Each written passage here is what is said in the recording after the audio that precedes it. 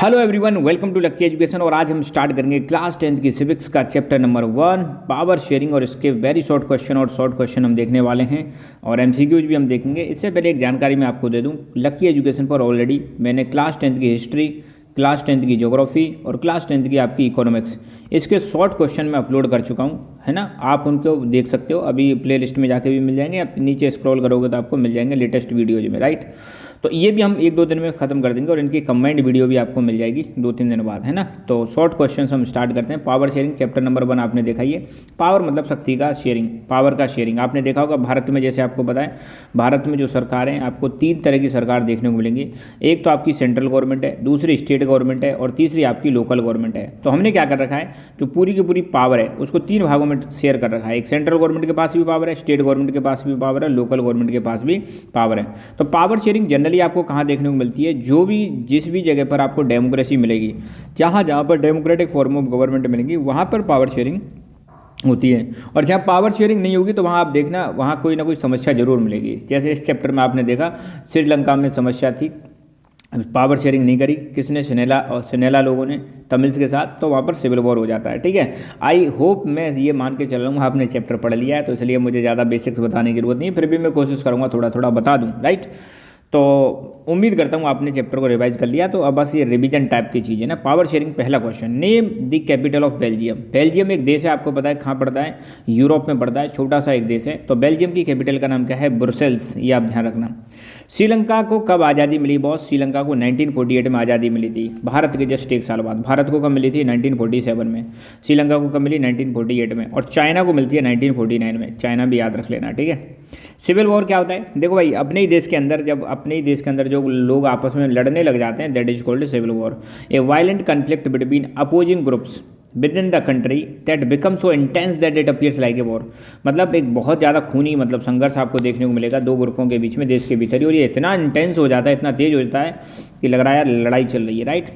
Tamil natives of Sri Lanka, Sri Lanka के Tamil natives को हम क्या बोलते हैं, Indian Tamils, Muslim Tamils, Sri Lankan Tamils, Christian Tamils. तो श्रीलंका के जो नेटिव तमिल्स हैं, नेटिव मतलब जो श्रीलंका में ही पैदा हुए, श्रीलंका में ही रह रहे हैं, उनको हम बोलते हैं श्रीलंकन तमिल्स। ईलम शब्द जो है किसके लिए है, ईलम आपको मैं बता दूं 4 ऑप्शन दे रखें, गवर्नमेंट, स्टेट, कंट्री और पॉलिटिकल पार्टी। तो ईलम जो है स्टेट के लिए दिया गया है ना। और आपको मैं बता दूं, श्रीलंका में जो तमिल लोग हैं, इन्होंने एक ऑर्गेनाइजेशन भी बनाया था जिसका नाम था LTTE, liberation tigers of Tamil Eelam, liberation tigers of और तमिल ईलम, है ना।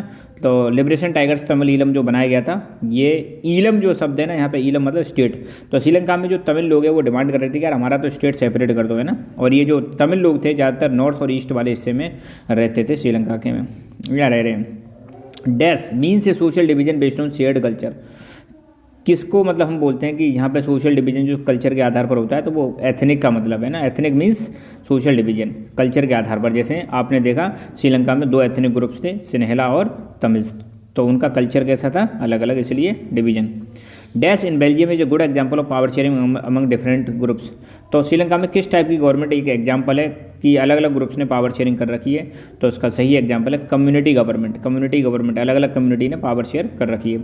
In the capital of Brussels, in the capital city Brussels, जो बेल्जियम की कैपिटल सिटी है ब्रुसेल्स, 80% लोग कौन सी भाषा बोलते हैं और 20% लोग कौन सी भाषा बोलते हैं। तो भाई साहब 80% लोग जो हैं वो आपकी फ्रेंच बोलते हैं और 20% जो हैं वो आपकी डच बोलते हैं। कहाँ पर, ब्रुसेल्स में, है ना। थोड़ा अलग ही है यहाँ पे, पूरे देश में आपको देखने को मिलेगा डच स्पीकिंग ज़्यादा है, फ्रेंच कम है, मगर कैपिटल में फ्रेंच स्पीकिंग ज़्यादा है। Major social groups in Sri Lanka, Sinhala speakers which constitute. तो श्रीलंका में जो सिन्हेला बोलने वाले लोग हैं कितना परसेंटेज है, बहुत 74% है, ध्यान रखना। हाउ मेनी टाइम्स, टॉम्स नहीं है, टाइम्स है ना। How many times leaders of Belgium amended their constitution. Belgium के लोगों ने कितनी बार अपने संविधान को अमेंड किया था, तो 4 बार अमेंड किया था, ये ध्यान रखना आप। श्रीलंका की ऑफिशियल लैंग्वेज का नाम क्या है, श्रीलंका ने ऑफिशियल लैंग्वेज बना दी थी सिन्हेला, जो एक मतलब कार्ड बन जाता है सिविल वॉर का, है ना। तो सिन्हेला ऑफिशियल लैंग्वेज थी श्रीलंका की। विच community has was rich and powerful in Belgium. Belgium में कौन सी कम्युनिटी पावरफुल है भाई, रिच है, फ्रेंच। ऑल दो ये माइनॉरिटी में, मगर रिच और पावरफुल है ना, पावर इनके हाथ में। यही एक कार्ड बन जाता है डिस्प्यूट का इन बेल्जियम, बट बेल्जियम ने इसको अच्छी तरह से हैंडल किया, पावर शेयरिंग करी, right. Which of the following religion was protected and fostered by Sri Lankans in their constitution. कौन से रिलीजन को प्रमोट किया गया था श्रीलंकन्स के द्वारा, तो वो था बुद्धिज्म बॉस। कौन सा, Buddhism. The principle of majoritarianism led to a civil war. Majoritarianism कैसा कॉन्सेप्ट होता है जहाँ पे मेजोरिटी जो है रूल करती है। मेजोरिटी कहती है कि क्योंकि हम मेजोरिटी में तो हम रूल करेंगे, हम डिसाइड करेंगे क्या करना है क्या नहीं करना है। इसकी वजह से एक सिविल वॉर हो गया था। कहाँ पर? श्रीलंका में हो गया था, है ना। Most of the Sinhala speaking people in Sri Lanka are. Sinhala बोलने वाले लोग कौन से धर्म से बिलोंग करते हैं? तो भाई बुद्धिस्ट लोग ज़्यादा हैं। ब्रुसेल्स को चूज किया गया था हेडक्वार्टर के रूप में। किसका हेडक्वार्टर है ब्रुसेल्स में? भाई यूरोपियन यूनियन। यूरोपियन यूनियन आपको बता दूं मैं आपको 27 यूरोप के कंट्रीज का ग्रुप है यूरोपियन यूनियन, जो 1992 में बना था बॉस। इसका हेडक्वार्टर कहाँ पे चुना गया? ब्रुसेल्स में चुना गया। The distribution of power among different organs of the government is called. जब पावर अलग अलग ऑर्गन्स में शेयर की जाती है तो इसको हम बोलते हैं हॉरिजॉन्टल डिस्ट्रीब्यूशन ऑफ पावर, जहाँ पे पावर जो है 3 भागों में डिवाइड कर दी जाती है, लेजिस्लेचर, एग्जीक्यूटिव एंड जुडिशरी के बीच में शेयर कर दी जाती है, right.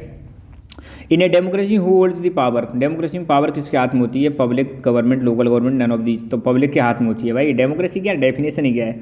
Democracy the form of the government, democracy form of the government by the people for the people of the people. तो जनरली जनता डिसाइड करती है ना सारी चीज़ें। In which country community government appears when power is shared among social groups. तो कौन से देश में कम्युनिटी गवर्नमेंट का कॉन्सेप्ट देखने को मिलेगा? बेल्जियम। पावर शेयरिंग अच्छी क्यों है यार? पावर शेयरिंग अच्छी इसलिए क्योंकि इससे जो अलग अलग कम्युनिटीज़ के बीच में, सोशल ग्रुप्स के बीच में जो कन्फ्लिक्ट है वो कम हो जाता है। और ये डेमोक्रेसी के लिए ज़रूरी भी और डेमोक्रेसी का एसेंस भी है, मतलब सार भी है। डेमोक्रेसी होने का मतलब वहाँ पे पावर शेयरिंग होना जरूरी है, अदरवाइज डेमोक्रेसी का कोई मतलब नहीं है। What is division of power between higher and lower levels of the government. Higher और लोअर लेवल के बीच में जब पावर डिवाइड होती है तो उसको बोलते हैं वर्टिकल डिवीजन ऑफ पावर। जैसे भारत में सबसे ऊपर सेंट्रल गवर्नमेंट, फिर है आपकी स्टेट गवर्नमेंट, सबसे नीचे फिर लोकल गवर्नमेंट, ऐसे हायर से लोअर। तो इसको बोलते हैं vertical division of power sharing.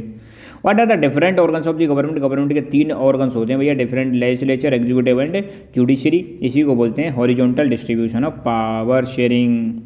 How and when Sinhala recognised as the official language of the Sri Lanka. Sinhala को ऑफिशियल लैंग्वेज कब डिक्लेयर किया गया था? 1956 में एक एक्ट पास करके। श्रीलंका में कौन से लोग मेजोरिटी में? तो भाई श्रीलंका में सिन्हेला लोग जो हैं मेजोरिटी में।